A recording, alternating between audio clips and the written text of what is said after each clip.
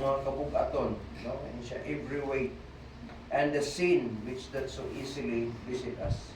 Ang sala po, sa iyo na kayo mugapos na to, sa iyo na kayo mo takboy sa ato, kunya napay mga kabugaton, no? Gawas nga na atay mga mahimong masayop, napay mga problema sa kinabuhi. Ay mga unexpected mga panghitabo, niya mga panghitabo nga di ta gusto, pero panghitabo gyud, mga weight na siya, no? Mga kabugaton, mga kakulangon sa ato mga gikinahanglan, mga weight na siya, mga pressure nga makita na to sa ato ang kaugalingon, pressure sa atong mga kaubanan, pressure sa atong palibot o uban pa. Ingon ang Bible diha, let us lay aside every weight. Kung pasabot, dili ta magpa-apekto anang mga butangan. And the sin which that so easily beset us, iyon na po nung sa Ginoo, musipyat mangita. Pero nindot kayo itong nisipyat ang maigsoon nga dili tinuyuan. Nindot yun ito. Sa iyo pagita, ito ka nang dili nindot at tinuyuan. Like ito tinuyuan, no? Nayo sa kaigsoon nga nag-chat sa kuha, Pastor, sa kayo maayuan eh. Murag, sige naman po ka. So ako siyang ginan, susihan na pag-ayo, kaya nakilangan sa sagrado ka desisyon. Dili na sa iyo, kung tawag ka sa Ginoo, palihog-lihog ka, na di ka mo silbyo eh. Wagi tao mo budaw sa Ginoo. Tawgon ka niya, na nakay-calling, huwag ka magtagad. Taghan kayo ang mga istorya o mga history sa kinabuhi na wala sila nag-follow sa Ginoo, bisag na sa kay-calling. Si Roy, kung sa to sa akong nainunduman, tagarda siya, high school pa siya, gitawag sa Ginoo, pero wala siya naging-lingog na siya. Pero sa dihang, dako na siya trabaho, dako na siya sweldo, biyabot sa punto, di iso limutan. Continue na brad, calling din tawag anak. Sa pag-usawa na lingog-lingog na, convicted yun kapon ka. So, muli pastor, so resign siya, may na lang kaysa, adisir siya namatay, dito po isa sa field niya, no? Sa field niya. So, nindot kayo nga, ang pinan, siya na, pero kung ma-prove mo siya nga tinuod yun, ay maglangay. Kay, ang Ginoo, hindi gina siya kalimot na ito. Hindi pa na siya mutawag sa imo, di pasandan ka. Ipahilo na di ka niya. Usahin may mga kaimtang nga, magian na to, nga urag sa ato, urag, sa ba, nabulok ang Ginoo, nga nang ipaagi mo kung pinag-dili, na yung mga lesson na siya. Sometimes, or most often, dili ka kasabot. Pero, na yung panahon nga, buagi ka, at the end sa imong life, no? At dito sa the end of that story ba, makita siya, ay, dito, no, nang ipaagi ko kay, gusto sige nung diri dahil pupunapit aning portion nga may mo kong blessing. Ako sa ginan, just be faithful. Samtang nag-prove ka na, just be faithful. Kay ang Ginoo, di gini siya mahunong hantod ka no sa di gina mo. Pag-pray ko para sa iyo, kung ginan, pray ko. Ito ko na. So na yung mga kaibigan, no? Nga, paagi yung tao sa dito kasabot. Gali, wala siya kasabot sa debate, so nung kala sa sapuan. So, ako siya explain. So, ako na po tanawin niya ito, istubag niya ito sa mga galing. Ang akong usa sa mga butang, ito makita ito ni Maigson, sa mga kabugaton o sa mga problema nga tumagyan, yun ang pulo sa Ginoo. So, verse 2, looking unto Jesus. Ganong yung sa looking? Kaya na yung mga instances na makapokus na ta sa mga weights.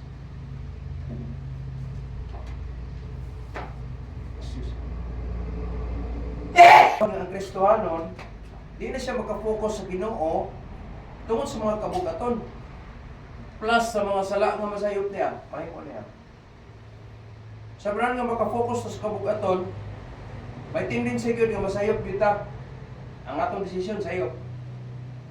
Kay usay mo paumhan na to nga ako sa bag na ingon ani, ako na ba sayop na. Sayop. Kay kanang mga kabugutan yun ang pulong sa Ginoo. Nana siya sabtang buhi patas kalibutan, no? Naging mga gitawag to mga problema sa kinabuhi. Pero yun ang pulong sa Ginoo, na solusyon dire, looking unto Jesus.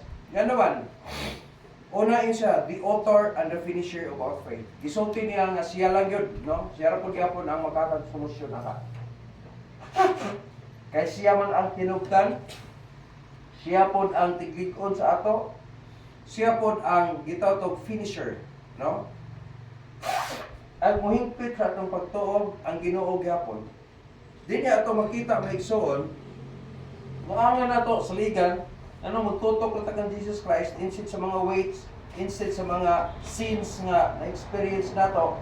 Tingon ang pulong sa Ginoo, looking unto Jesus because He is the author and the finisher of our faith. So di niya ato makita maigsoon nga sa kahimtang bisan pag unsaon nato pagsusi, ang Dios nga nagpakatao diri sa kalibutan naghimo siya pattern. Si Jesus Christ, naambot yung mga kabugaton sa niabot siya sa kalibutan. Kung imong sabto, no, Diyos kun siya. Kung gamhanan siya nga Diyos, hari sa mga hari, pero may siya sa kalibutan at siya pinakapobre kayo nga estado. Wala sa atong adire nga naimugso sa pasungan o kabaw. Wala. Pagka pobre-pobre, lagi tayo nasa balay. No?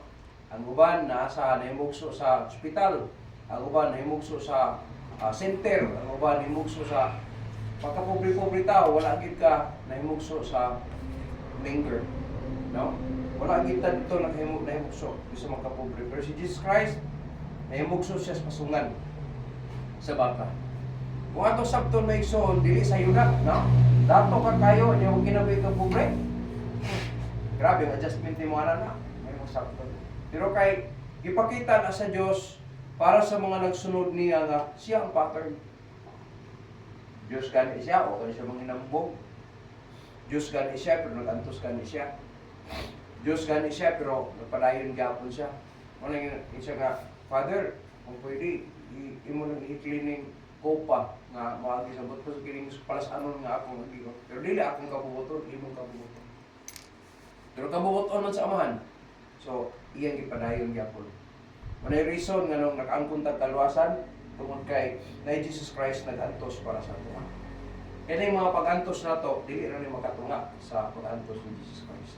Anong makaangkon tag kaluwasan, anong makasiguro ta og langit tungod kay na Jesus Christ nga nag-antos dito sa cross.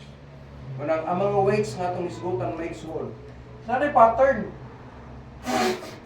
Si Jesus Christ dihimo niya na. Kung iyong sabton, kita magsunod niya, dili ta exempted ana, nakagit mga pulugaton, mga kabugaton na atong experience.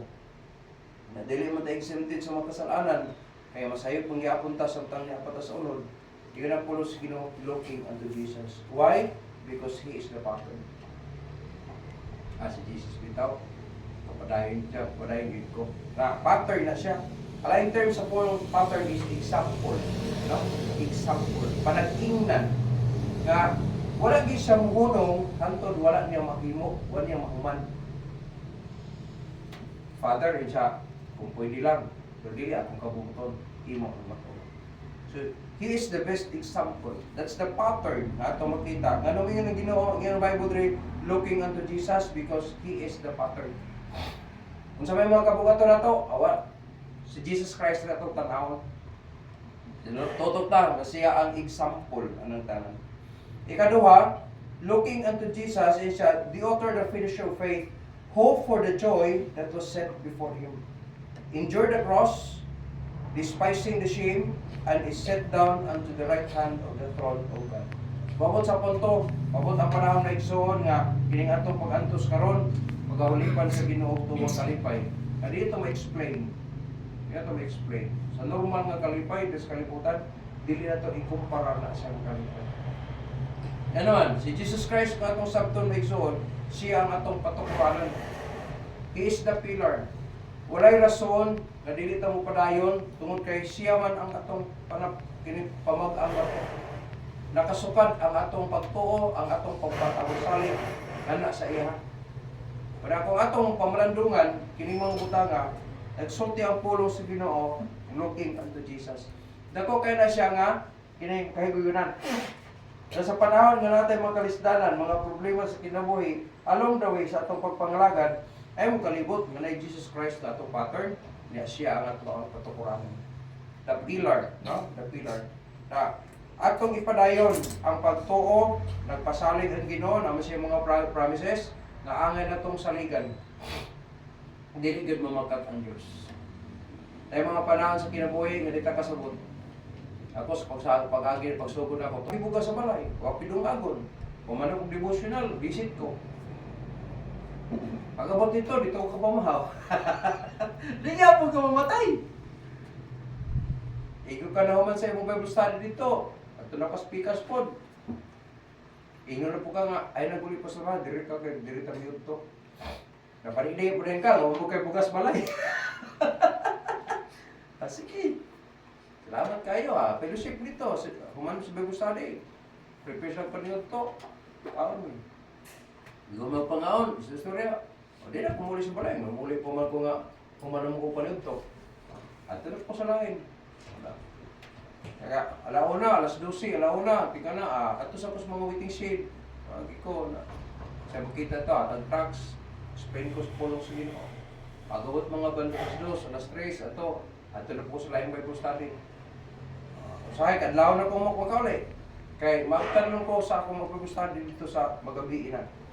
So, sa hinay-hinay, nagapadayon, pakita na ito guys kung magtutok ng Jesus Christ, ayaw kalimot na ang process na itong gisunod si Jesus Christ gyapon. Manang looking unto Jesus, tungod kay na siya ang pattern, siya ang pillar, and then the procedure. No, the procedure. Sa atong pagpamuhat, wala lain. Si Jesus Christ gyapon ng sumbanan. Wala man ta maghimog ato ani nga pamaging iyaham ni sa Dios. Parang itutok na to sa Ginoo mga kabukaton, mga problema sa kinabuhi kay nay mga problema nga usahay maningkamot ta kita mosulbad, mga problema rin to sa mo.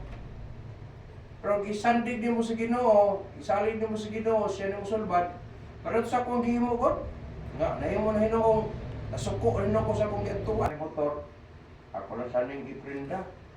5,000 na po.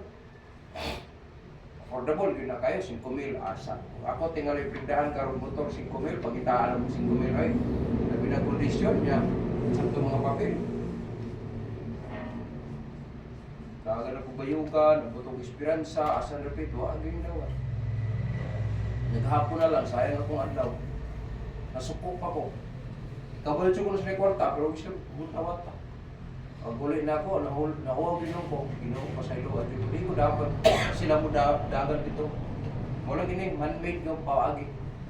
So dapat ikaw di akong gihangyo, Lord. Sayo, sorry kayo, naulahin na hinuhon ka. Nasugod ka rin, ako na maghimo, paala na. Ano, pagkasunod ma. Imbis kayo nagkilang ko 5,000, ingabot sa 8,000. Ano na God, ang maayo ang Ginoo gid ba? Gabayan na to sa Ginoo. Usay lang sa to, dali gusto na to ang solusyon sa problema. Dahan-dahan dayon dili. Ulatan gid na to. Kay ulog dang pamana.